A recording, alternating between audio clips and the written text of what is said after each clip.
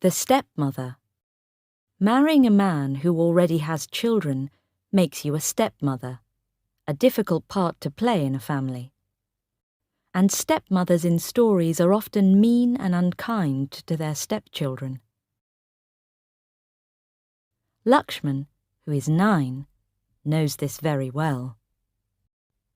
He never wanted a stepmother. Why ever did his father marry her?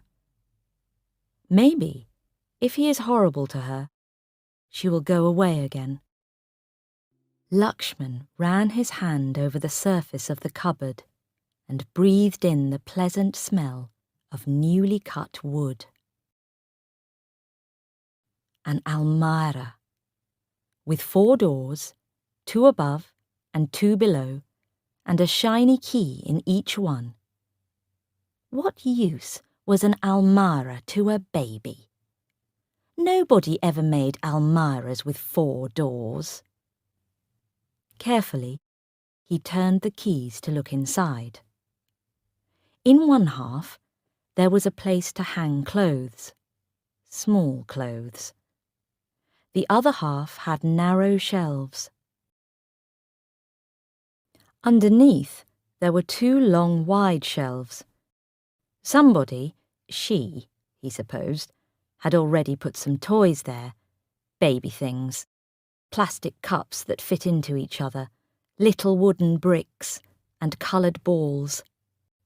Angrily, he banged the doors shut. What a complete waste. In his bare feet, he walked down the stairs to the back of the house, to the kitchen area. The old amme was squatting on the floor, cutting up vegetables for the meal. A row of pots and pans stood on the floor, and Candy, the Alsatian dog, was sleeping peacefully beside them, his tail occasionally waving away the flies. Both Lakshman and the amme knew this was against the rules the new woman had made after she took control of the house. But they understood each other, the old cook and the boy. He squatted down opposite her, watching her. Although he was 9, he was small for his age, small but strong. He wore an old shirt and a too small pair of washed-out blue trousers. For some time he watched the amme in silence. Then, in his rather high little boy's voice, he asked, "Where is the bloody woman?" The amme did not stop her cutting. She said calmly, "She's getting dressed to go out. She wants you to change and go with her, to buy new shoes for school." The boy sighed. He picked up a piece of sugarcane and began to suck it noisily. That was really too bad. Did she really think he'd go out with her? Walk in the street where all his friends would see him? True, his father had said she would help him and look after him. But that did not mean she could give him orders, or that he had to do what she wanted. Why, he wouldn't go with her for anything, not even if she offered him a bicycle. Lakshman had been saving for a bicycle for some time. His weekly money from his father, gifts from aunts and uncles and grandparents, all this was carefully saved. In fact, Lakshman lived for the day when there would be enough for that bicycle. But dislike of his stepmother was so great that he could not even imagine himself accepting a bicycle from her. He bit off a piece of sugarcane and said crossly, "I am not going out with her to buy a pair of shoes." It was hot in the kitchen. The amme lifted a corner of the cotton cloth she was wearing wrapped round her like a skirt, and wiped the sweat from her face and neck. At that moment, Lakshman's stepmother appeared in the doorway. Her eyes took in the scene and narrowed angrily. She raised her voice and said, "Amme, I have told you again and again not to cut vegetables on the floor." And then to Lakshman, "Lakshman, go and change your clothes. I want to take you out to buy a pair of shoes." Neither Amme nor the child moved. The Amme began to cut vegetables again, with great concentration. Lakshman looked quickly at his stepmother. The she-devil. Whatever had made his father marry her? He said, "Amme doesn't understand English, and I don't want to go out. You buy the shoes for me."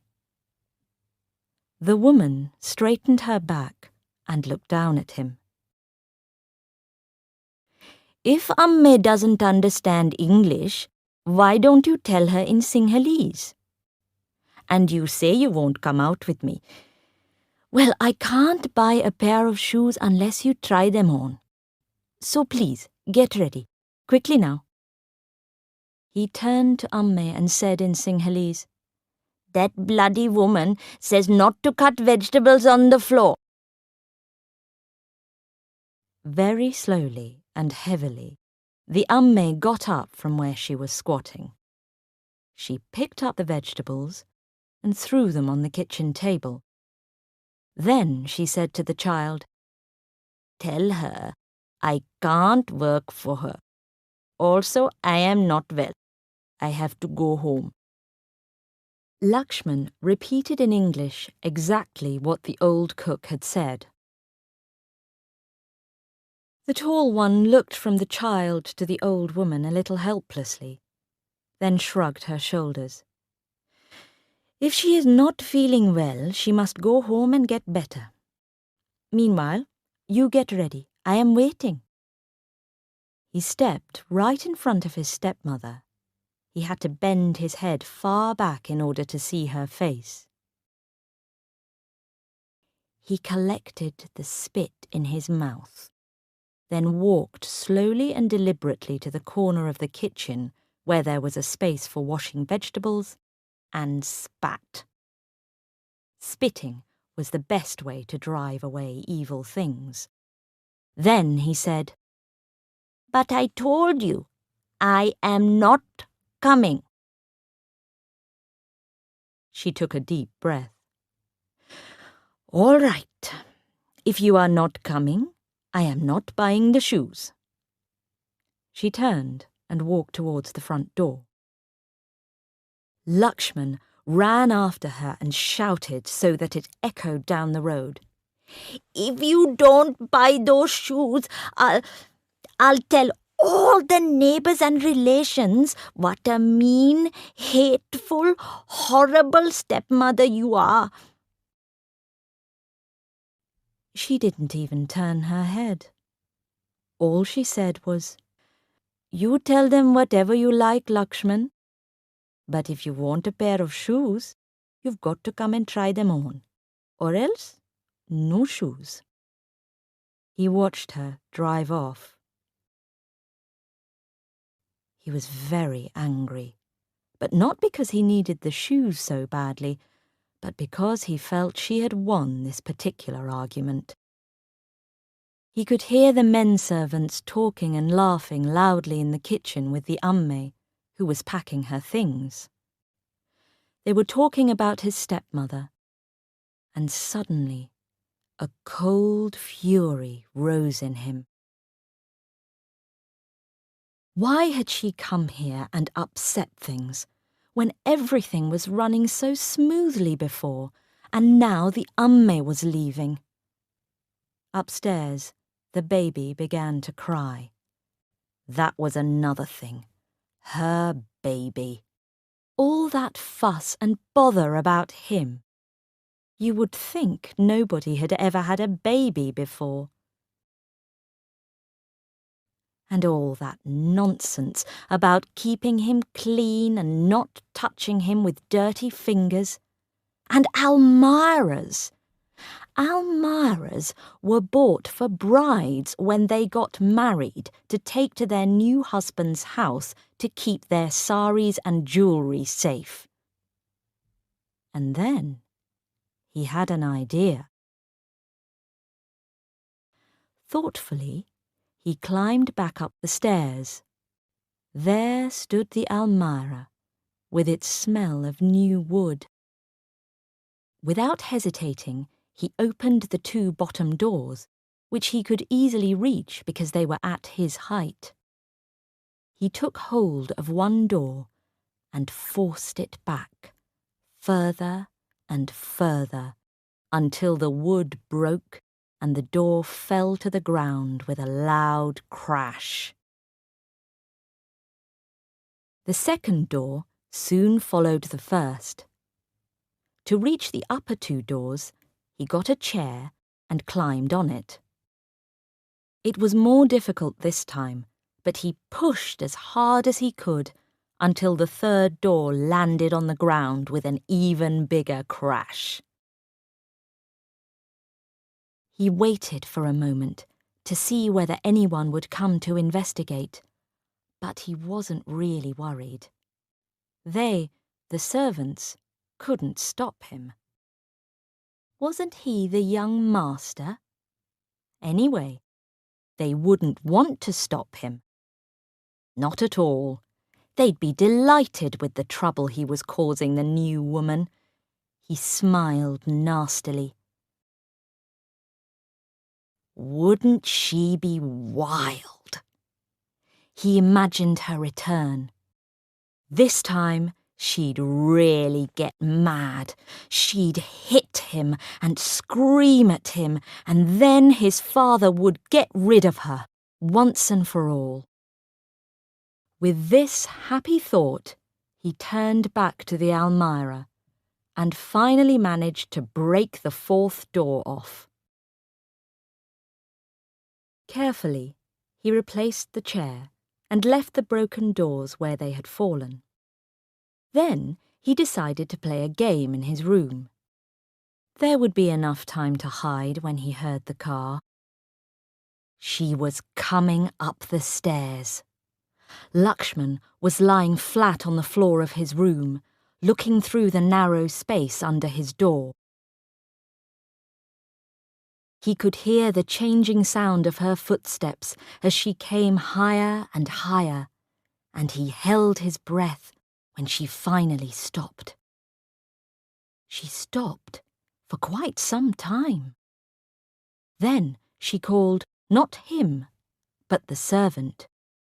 She asked, "Who has done this, Somapala?" Somapala, who had not seen the broken almyra before, gasped and said, "I don't know." There was another pause, and she said something Lakshman couldn't hear. Then she went into her bedroom. That was too much for Lakshman. After all his hard work, he jumped up from the floor, ran through the doors, and burst into her room without knocking. She was standing by the mirror, examining her face, and his eyes met hers in the mirror. He screamed, "You want to know who did it? Well, I did. I did it." His face was red under the brown skin, and his eyes very black, shining with the light of battle. His arms hung by his sides, his hands tightly closed. She turned slowly. "You did it, Lakshman. You." She looked down at him from her great height. Her fingers were playing with the household keys she was holding. "That's really too bad, Lakshman. Breaking the baby's cupboard. We had to pay a lot of money for it." He almost laughed. The stupid woman.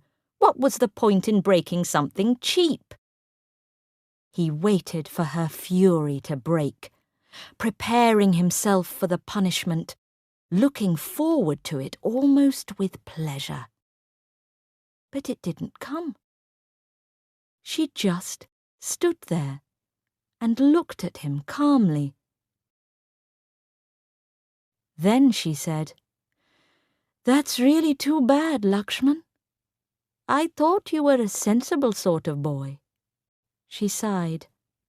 "So now we have to ask the workmen to repair the damage. Quite an unnecessary bother and cost." She walked towards the baby's room. Lakshman had a terrible feeling of disappointment, worse than he had ever experienced before. Wildly, he ran after her and asked urgently, "But aren't you going to punish me?" "Punish you?" She appeared surprised. "Punish you? Oh, no. There's no point in that, because that's what you want, isn't it?" She looked him straight in the eye. "No, Lakshman, I am not going to punish you, only—" She hesitated for a moment. "About the repairs. You are going to pay for them, Lakshman, out of your bicycle money. That's fair, don't you think?" She opened the door of the baby's room, walked through, and firmly shut it behind her. Lakshman stared at the closed door. The sun was shining outside, and little gold bits of dust were dancing in the sunlight. The blood had left his face, and he stood there, wide-eyed and silent. Then he walked out of her room, past the 4 broken almyra doors on the floor, and down the stairs. His head was bent as he went slowly down, his old shirt hanging out over the 2 small blue trousers. He heard the door of the baby's room opening. The woman was looking down at him from the top of the stairs, but he pretended not to see and continued going down without stopping. She said, "Lakshman?" Pause. "Lakshman, we can come to an arrangement." He did not look up. But there was no longer any sharpness in her voice. Instead, there was a warm note in it that the child did not fail to notice. She said, "You help the workmen repair the cupboard, and I'll pay half the cost. Agreed?" His eyes were hot with tears. "The bloody woman," he whispered to himself. "The bloody woman." But he slowed down, and as he reached the bottom of the stairs, she heard him begin to whistle. "Agreed," he shouted, and ran quickly out of sight.